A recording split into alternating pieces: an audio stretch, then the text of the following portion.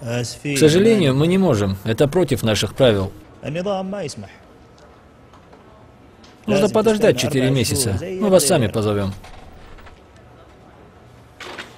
Возможно, к тому времени мы получим ответ на ваш запрос.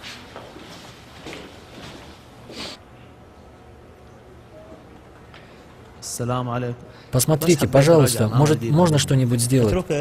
Оставь здесь и приходи через 4 месяца. Ты что, не понял, что ли?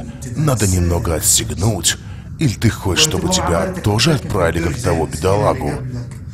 Давай, ты же вынужден. Хорошо, просто посмотрите, может, сможете чем-нибудь помочь? Ты же знаешь наши правила и установки. Я ничего не могу поделать.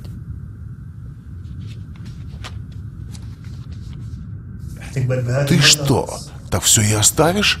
Ты что, забыл, какому риску ты себя подвергаешь? Какую услугу ты ему оказываешь? Это твое право и право твоих детей. Это ради твоего же блага. Ты ж кормилец. Хорошо, ради тебя я это сделаю за 2 дня.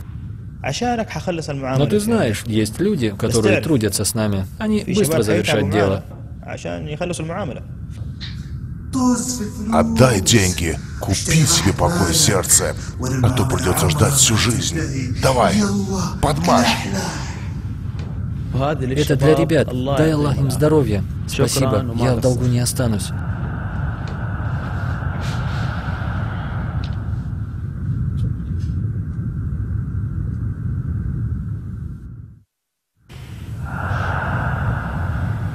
Поздравляю вас с проклятием. Всевышний Аллах проклял дающего взятку и берущего.